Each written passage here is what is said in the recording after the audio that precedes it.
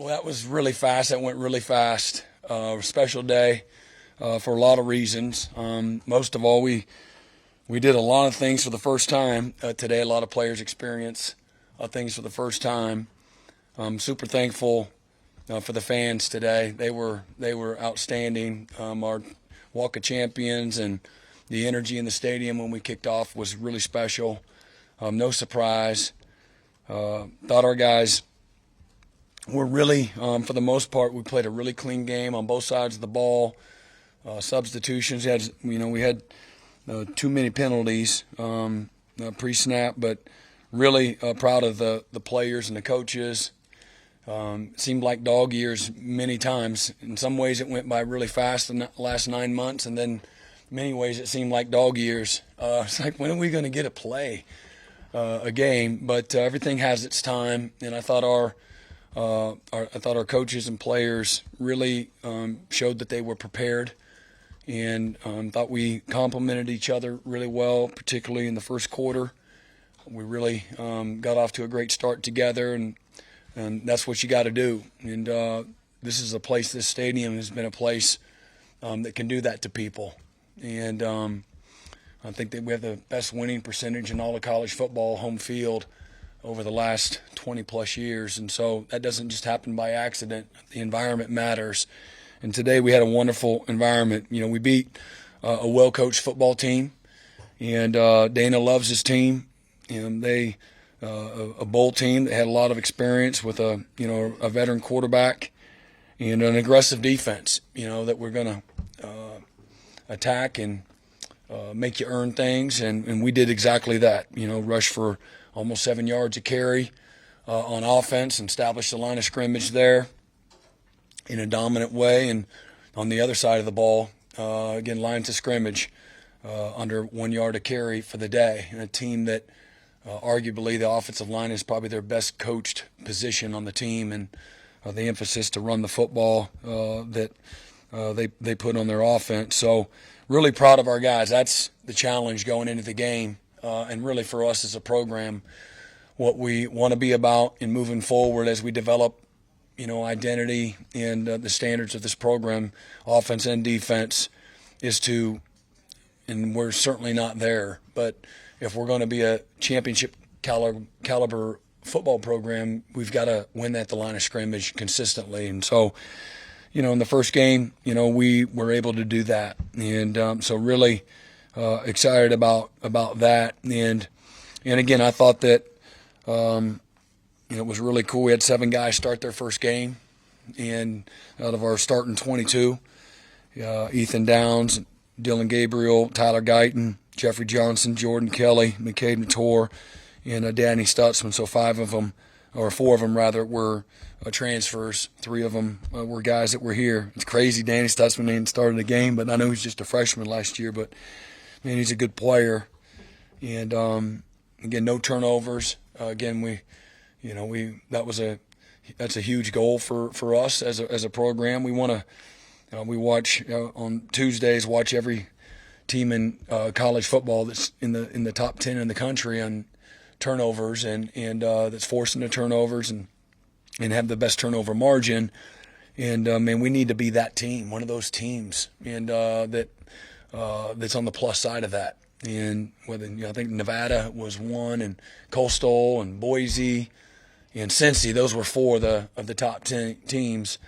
And we need to be that, be opportunistic, be aggressive, and protect the football. It's all about the ball on offense, and on defense, man, it's attacking it and being in the right place and playing with aggressiveness and sureness. And that's really what I saw today, is a team that played, again, with purpose and precision for a good part of the day on both sides of the ball.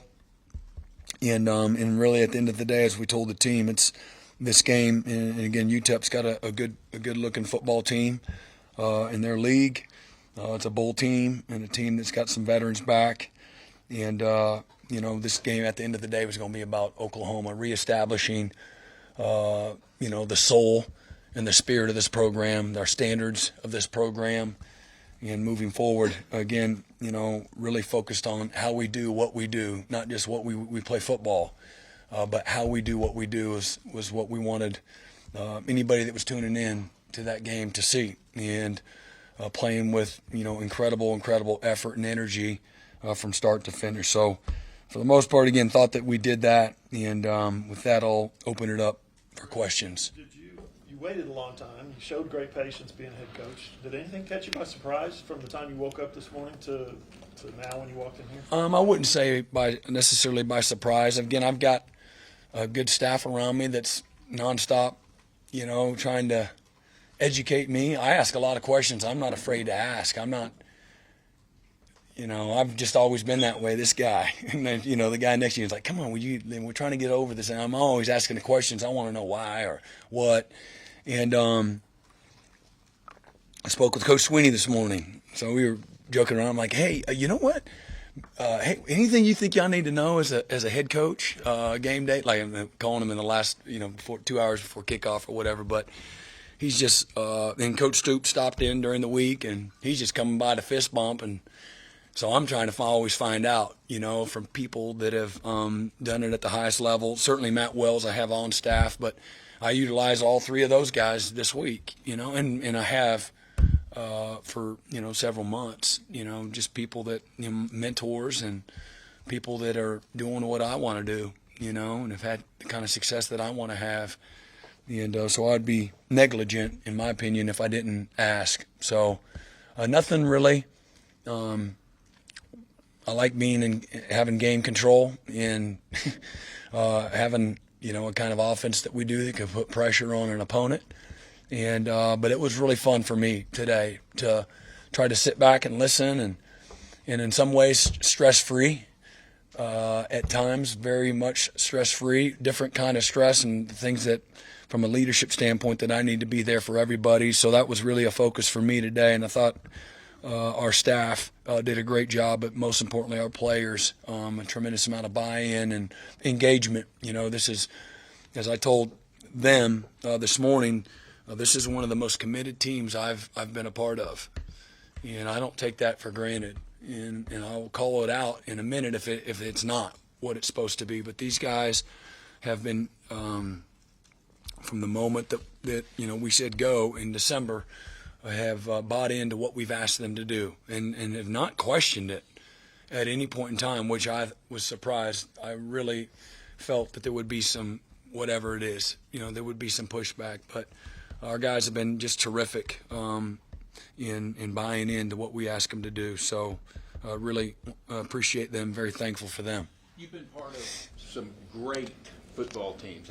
I guess it's 8 or 9 in the national championship game. Out of this game, do you have a sense of how good, what the upside is for this team? That's a great question, but I don't. I think that we're going to develop that identity as the season goes along. I told the team all the great things that we just accomplished, and there'll be plenty of things that we have to correct off of the tape. I want them to enjoy this one.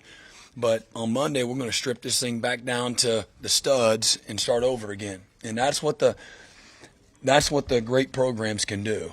Player-driven, coach-driven, everybody having a sense of urgency and desperation about starting over, no matter what happened.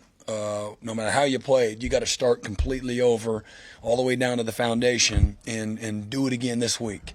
And as you go along, what happens? And if you have success, it's hard because people want to put one hand on the wheel and relax, because everybody's going to tell you how great you are or how more successful you are.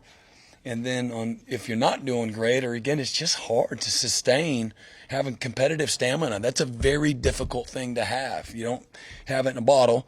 Okay, you've got to be committed to a process and how you play and compete at a really high level, and it's a very hard thing to do. Now, winning is hard enough. Winning consistently is even harder. So, the tale of that tape will be, told over the course of time. And but I love the leadership on this team, and the buy-in and the commitment has been there. They've done everything we've asked. So I'm not doubting them now, but the test of time is going to tell. And some of the backups look like early, I guess. Did you plan on doing that because of the heat? Or you just confident those guys can get the job done? Confident in what we've seen on the practice field. Really, be honest, we wanted to play more guys. I wish we would have.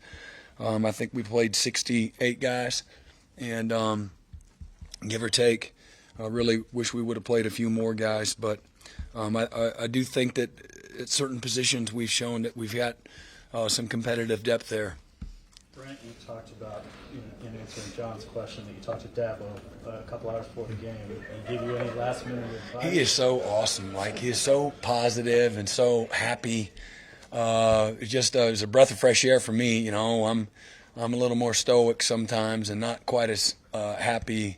And but no, it was actually just cool to connect with him on game day, and now he's giving me advice on you know, what to do and what not to do, and you know, he has a unique way to kind of free you up, and just a great trusted friend, a very selfless person. I know he was on the phone with Coach Elliott, who had his, you know, opener today as well against Richmond. So just, you know, I think for me it was a reminder to me, just lucky to have friends. You know, to me that's ultimately what living looks like. You know, if you can put them on, you know, 1-2 hands, you know, people you can call your dear friends, like that care about you, and you're a lucky, you know, person. So that's really, you know, really he just gave me a shot of encouragement. I really was just calling him, hey, what else do I need to think about, you know? And he called me, but it was good to connect with him. What about your pass rush today? What'd you think about it? I thought it was good. You know, I thought our coverage and our pass rush played hand in hand. We talked about that a lot. You know, playing what good coverage looks like. And hey, when we call these certain ones, I promise you that quarterback's holding the ball. He's not going to throw it on time. So I thought our guys, and they max protect some, so the guys had to have a lot of fight to them, because it's at many times it was 7-on-3 in protection, or 7-on-4, and it's hard to get there. But if they're going to get 3 guys out and you can get under and over all the eligibles, you have an opportunity to make some disruptive plays. And so I liked how we complemented each other in the coverage and the pressure up front. But those guys, I thought they did a good job. I think Todd and Miguel put together a really good pass rush plan and really equipped those guys. And then our guys, you know, went out and executed, you know, what we wanted them to do. Reggie Grimes had 3 Career high, 2.5 sacks, right? So, yeah, we got a bunch of great ones. We had Casey Kelleher played in his 53rd career game, set an OU record for long snappers, broke the previous record by Wesley Horkey, and Deshaun White made his 37th start of his career. We had Dylan Gabriel's thrown a touchdown pass in all of his 27 career games. That was a great one. How about Gavin Freeman? We've been talking him up. First touch of his collegiate career, touchdown. Isn't that great? Isn't that a great story?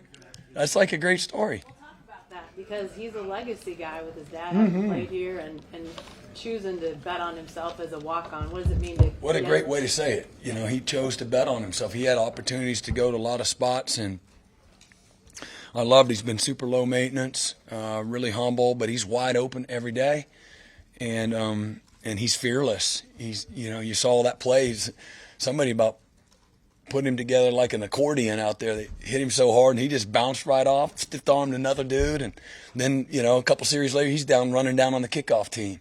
Just, you know, he's a special dude. I'm really excited to see where he goes, but thankful for him, you know, believing and betting on himself, for sure. Eric Gray had his first 100-yard game here as a Sooner. He also had a couple of catches for 33 yards. Bowman and Stutzman both had 9 tackles. Both of them had 2 PBUs, and Danny in his first start also had a hurry. I thought the defense was pretty good on 3rd and 4th downs, almost 70% successful on 3rd and 4th downs. And again, defensively had 6 sacks and 9 tackles, you know, for loss. Thought really proud of. I love watching him play. Braden Willis had 2 touchdowns, and he's a neutralizer. You know, he's a lead blocker on a couple of the other touchdown runs from a couple of the running backs. He just, you know, buried guys, and he's got a great physical presence to him. and incredibly accurate, can stretch the defense. So again, like I said, we both sides of the ball and our lines of scrimmage was really, really strong, and there were a lot of first superlatives. Gentry Williams with his first pick, Reggie, he had 2.5 sacks more than he had in his career. R. Mason Thomas had his first career half sack. So a lot of cool things that happened out there today that I thought, for the first time, just, kind of cool to do that here as a, from an opener standpoint. And again, I really liked, one of my favorite things was, and like I said, the defense coming back and looking at the second half. The second half we came out and we go 3 and out and we get a 4th down stop, and then we had a scramble. The guy worked free on a 3rd and long, and it led to a field goal. And then we come back out and 3 and out, and then we had a pick. And so to me, we're trying to establish a mindset and an attitude, and not being satisfied and being hungry and putting the foot down and slamming the door no matter who goes in, and to play to a standard, compete to a standard, and feel like there's signs there that that certainly had happened today, and want to continue to build on that.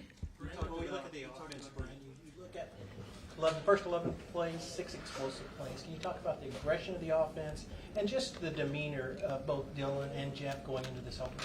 Yeah, just very confident. Again, Jeff's a great play caller and does a great job with some play design, and Dylan's, again, incredibly accurate. He's experienced in the system, so they can put a lot of pressure on people, and we've got really good skill. And again, I think our offensive line, as we continue to go throughout the year, will continue to gel and improve, and it goes through them as well. But philosophically, it's a very aggressive system, and quote unquote take what the defense will give you. There was a point in the game. I know, it seems like being a head coach, it's a lot about managing adversity as you go along.